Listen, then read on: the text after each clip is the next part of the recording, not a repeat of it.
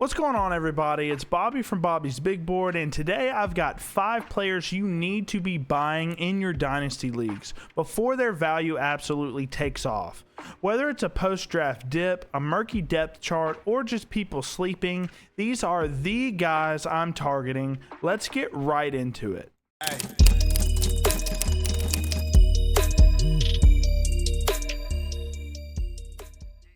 Okay, so at number 5 on our list, we have JJ McCarthy, the quarterback for the Minnesota Vikings.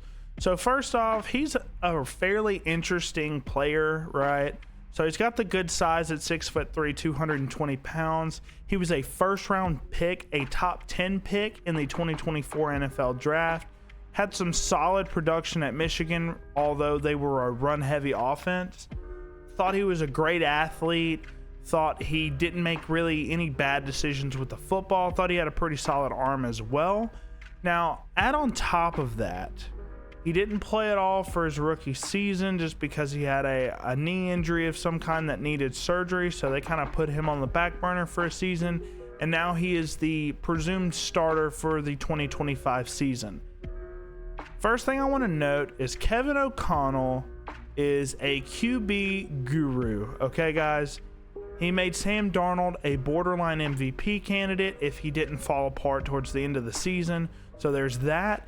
He's made guys like Kirk Cousins. We saw how good Kirk Cousins did after he left the Vikings. I mean, he was a MVP candidate in 2023 when he was playing with the Vikings before he got hurt and tore his Achilles. Kevin O'Connell's made guys like Nick Mullins and Josh Dobbs, no slight to them, but he's made all of those guys fantasy relevant throughout his tenure with the Vikings. JJ is no different. So with Kevin O'Connell knowing how to deal with these QB talents, he drafted this guy, JJ McCarthy, top 10 with a top 10 pick. He believes in him one way or another. I think he's got solid rushing upside as well. Like I said, I think he's got good size. And his value right now, I'm seeing people shipping him off for a 2026 first, which if you're in a Dynasty league and you want a QB2 or a QB3 and you still have your 26 first, I would be sending that 2026 first to the JJ McCarthy owner in every league that you have. All right, so looking at what you can get JJ McCarthy for, so I looked at Keep Trade Cuts trade database, which is a pretty useful tool, just to see what's JJ McCarthy's been being dealt for over the past few days. And guys, spoiler alert, it's not a lot. So like I said just a second ago, Kevin O'Connell has made every single quarterback while he's been a head coach in Minnesota. Not to mention you have Jordan Addison, TJ Hawkinson, and the best wide receiver in the NFL, Justin Jefferson, on top of 2 solid running backs. Like, the offensive line solid as well. Like, there's nothing here that suggests JJ McCarthy's not going to be good. But regardless, so JJ McCarthy got dealt today for a 2027 second and a late first in this year's rookie draft. Yeah, I mean, guys, he's a starting quarterback in the Kevin O'Connell offense. Yes, you say yes to this. Give me JJ 100%. Up next, you have JJ McCarthy for Terry McLaurin in a 2027 fourth. I value Terry around a early to mid-second round pick, closer to the early just because of how well he did last year. A lot of people were fading him last year. I personally was like, why? He's finally got a decent quarterback on his hands. Don't give up on him yet. He's been consistent without a good quarterback, but yeah, give me the JJ side here. It's basically a second and a fourth for him. Yeah, all day JJ McCarthy here. Then up next is probably the worst trade of the bunch in terms of the low ball you get for basically JJ McCarthy. A 2026 second rounder and Tajay Spears, who, in my opinion, guys, is just not what he was supposed to be coming out of Tulane. I mean, he's a third down back is basically what he is. Offers nothing really outside of that, in my opinion. It's been pretty much very underwhelming when he's been on the football field. So we're talking about a second and a third for a starting quarterback in the Kevin O'Connell offense. Yeah, give me JJ once again. And then the last one, this one's a little iffy, but I'm 100% taking this because I think JJ McCarthy is in a way better situation if you're in need of a quarterback, like maybe you get Cam Ward here at the 106, but I think Cam Ward's in a much worse situation offensively.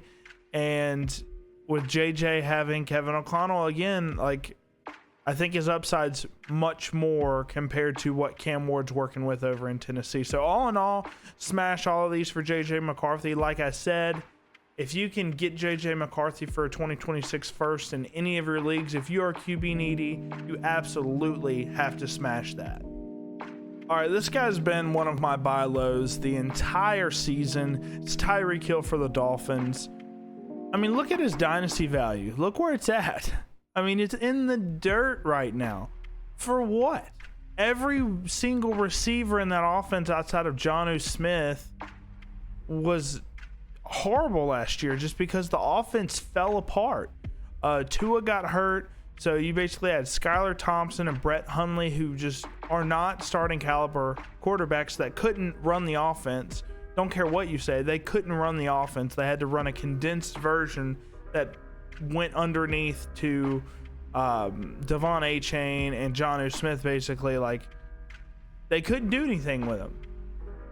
Now with Tua coming back, I think this offense is going to start clicking again. And then Tyreek Hill, yeah, he's 31 years old, but his value is so much in the dirt, and he had some pretty huge games last year as well.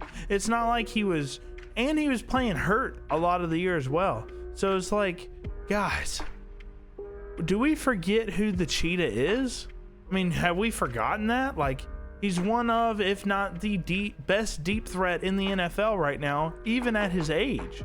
So, guys, if y'all are contending for a championship and y'all have just, one hole at receiver, you're going to be so surprised with what you can get Tyreek Hill for in this day and age. All right, so looking what you can get Tyreek Hill for, it's not a lot, guys. I mean, you don't have to give up a lot. So looking at Keep Trade Cuts trade database, you got Keon Coleman, who pretty much underperformed all year. Vertical X in an offense that doesn't really throw down the field all that often. Yeah, he got hurt a little bit, but I'm valuing him as like a late second, early third if you really believe in him. And a 2026 second, so you're basically giving up a second and a third for Tyreek Hill. Yes, that's easy for me. Give me Tyreek Hill, especially if I'm contending. This next trade, unfortunately, if we're talking a year and a half ago, you're probably not making this trade, but Tank Dell and a 2026 second gets you Tyreek Hill. Guys, I'll be honest, I don't know if Tank Dell ever plays again. Very rough story for him, right? He had the knee injury or the leg injury. I forget what he had his rookie year, but was looking solid, got hurt this past season, had a horrible knee injury halfway through the season. So he'll be out at least all of this next season rather, and probably misses a significant amount of time the year after that, if he even plays, guys. He might just retire from the NFL, unfortunately. But regardless, I value him as like a late second if you want to stash him for 2 years. I'm taking Tyreek Hill all day here for sure. And then Tyreek for just the 206. You're not getting a player at the 206. I don't care who it is. You're not getting a player like Tyreek Hill at the 206. Okay, you're not. And the chances of them developing into the player that Tyreek Hill is right now is very slim. And then Tyreek Hill is basically being used as a trade up piece. So guys trading up 5 to 7 spots. It depends on if it's a 10 or a 12. And he's just throwing in Tyreek Hill here. Yes, give me that all day long. If I have the 107, I'll take the 202 and Tyreek and call it a day. So guys, like I said, if you are contending in your league and you just need that one extra receiver to get you over the hump, you're basically paying nothing for Tyreek Hill right now. All right, so guys, I'm going to be honest with this next guy. No one's really saying his name right now, and before you know it, he's going to be a guy that's popping up on everybody's list for buy lows probably in the next coming months. But I guess people forget Brenton Strange is the starting tight end in a Liam Cohen offense. I know BTJ and Travis Hunter's getting all the hype right now in terms of the pass catchers, but Brenton Strange, second round pick, right? He was a second round pick pretty early as well, if I remember correctly.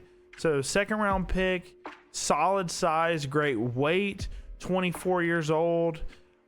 I mean, you saw how much Trevor Lawrence loved his tight ends with Evan Ingram. I don't think that changes with Brenton Strange. I liked him as an athlete, and he's going to come in and be their starter year one. So, well, year two, I guess, for him. So people are not talking about this guy, and you can get him for basically pennies on the dollar right now.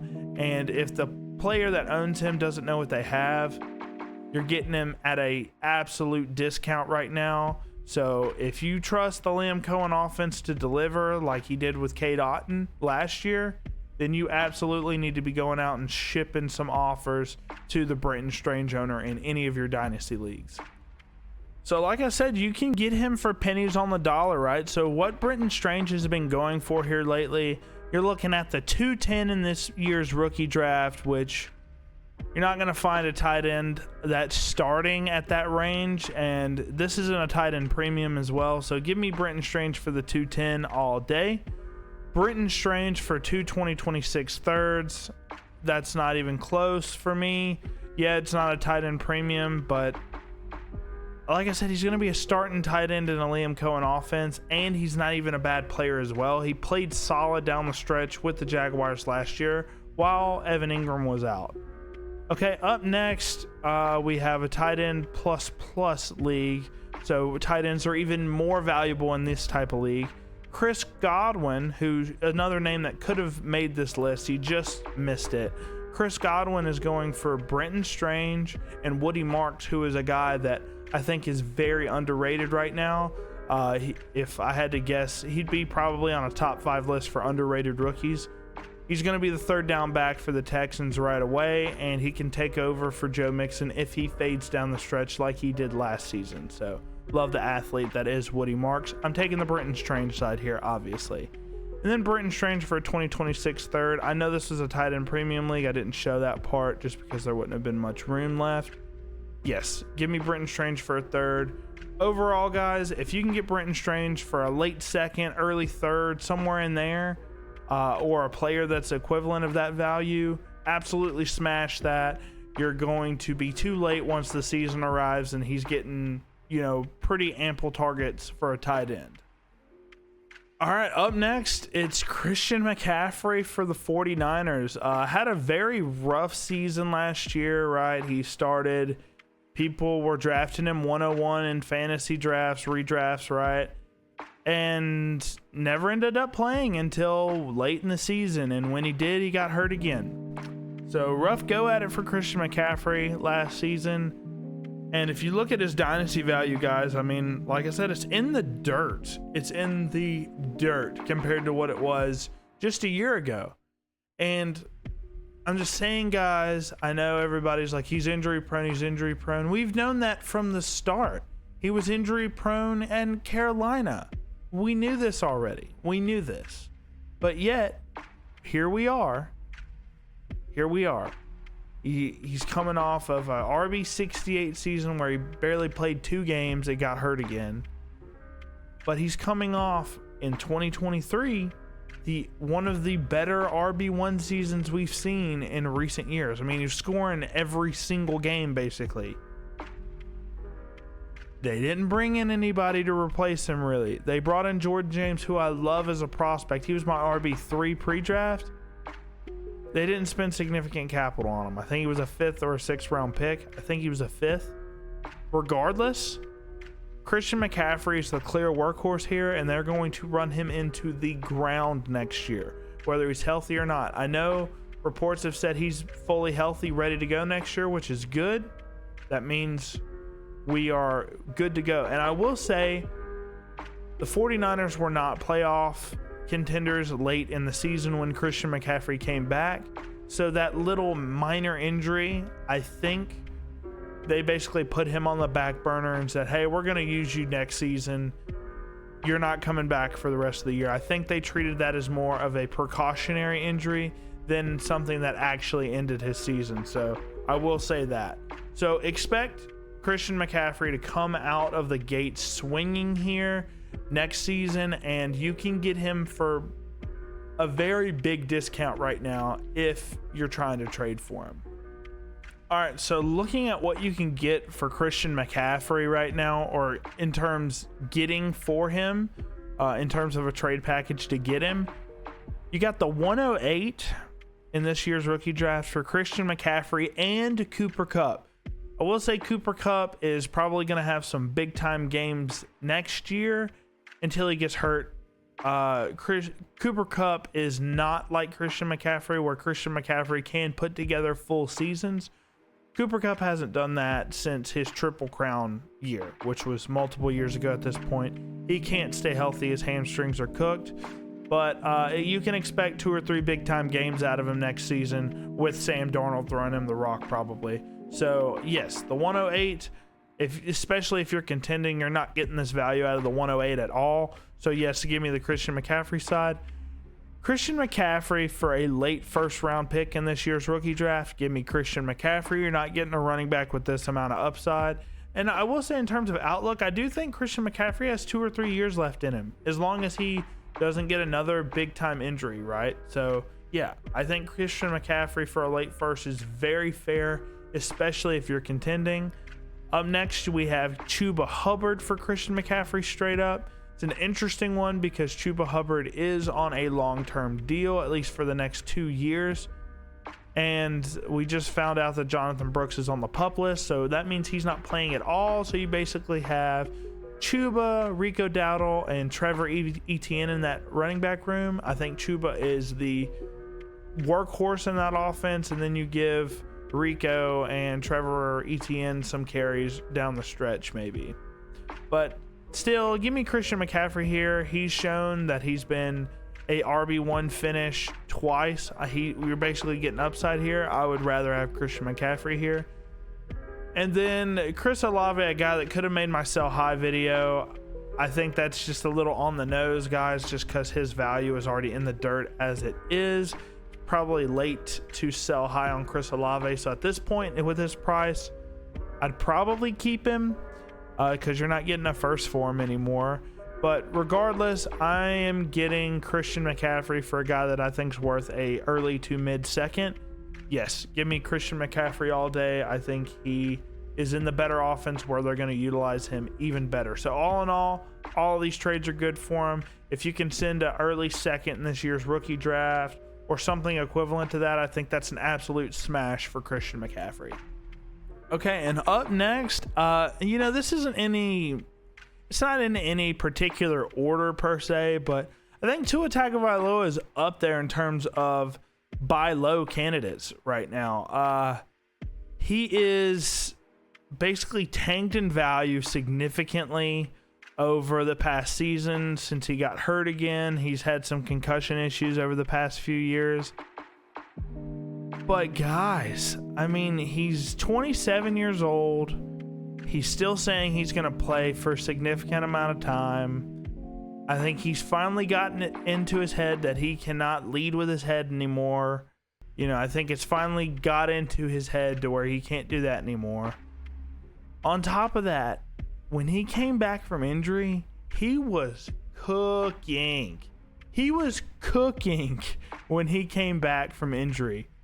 And that's what he's coming off of. I mean, he's coming off of a 5-6 game stretch of play where he was fantastic. And, I think his confidence is sky high right now. Yeah, he's not a rushing quarterback at all. But for what you can get this guy for right now in an offense that was super high flying just 2 years ago, him leading the league in passing yards just 2 years ago, what you can get this guy for is criminal, and we're about to look at that right now. So looking at some of the trades for Tua Tagovailoa, it's kind of sickening in all honesty. It really is. People are just so off on him. I mean, I've seen 3 leagues now where Tua has gone for pennies, basically, and these are kind of similar deals that what I've seen in real Dynasty leagues. So the first trade here is the 204. I've seen him go for the 204 and a 26 third, by the way. Like a mid-second and a third in 2026 for Tua. That's insane value. I saw that myself. But in this scenario, you get Rashad Bateman, who finally kind of turned it on a little bit, but I'm not buying any of the Ravens pass catchers right now, in all honesty. And the 204 for Tua. That's basically like a late second and a mid-second for Tua. Give me Tua. Especially in a Superflex league, that's not close to me. Then you have a mid-second and a 26-second for Tua. Give me Tua. I mean, these second-round picks are not going to get you a quarterback that can lead the league in passing yards. I'm taking that all day. And then this trade's basically Russell Wilson straight up for Tua Tagovailoa. Guys, what? What are we doing? What are we doing? Tua just led the league in passing the last time he had a full season. And when he played this year, he was cooking the end of the season. Like, one of the better quarterbacks in the league. So he's not a bad quarterback, guys. Like, Russell Wilson is playing on the Giants. He's probably got a year left, maybe 2, but that's it. And you get a 2026 fifth rounder, that's nothing, basically. It's literally nothing. So, yeah, give me Tua. I mean, give me the younger player with the higher upside in terms of passing. Give me Tua. It's not close. And then this one, yeah, it's a little interesting. Tua straight up for Anthony Richardson. Yes, if Anthony Richardson can figure out how to pass a football past, in the 20-yard range without killing somebody in the 5th row of the stands, yes, he can be a top 5 quarterback in the NFL. But so far throughout his high school, college, and pro career thus far, he can't get that part. He can throw an 80-yard bomb downfield, but that's all he's good for, really, outside of rushing for a touchdown here and there. And we don't even know if he starts at the Colts quarterback. We don't even know if he's the starting Colts quarterback right now, with them bringing Daniel Jones in and Riley Leonard landing there as well. Don't sleep on Riley Leonard. He could definitely start games next year. Give me Tua, guys. I mean, Richardson's going for mid-seconds right now in Dynasty leagues. Give me Tua Tagovailoa, and once he starts cooking, I can flip him for something else if I want. And those are my top 5 Dynasty buy low targets this season. Who are you trying to steal before the season starts? Drop your names in the comments. Make sure to like, subscribe, and stick with Bobby's Big Board for more Dynasty gems all year long. Peace, guys. Hey.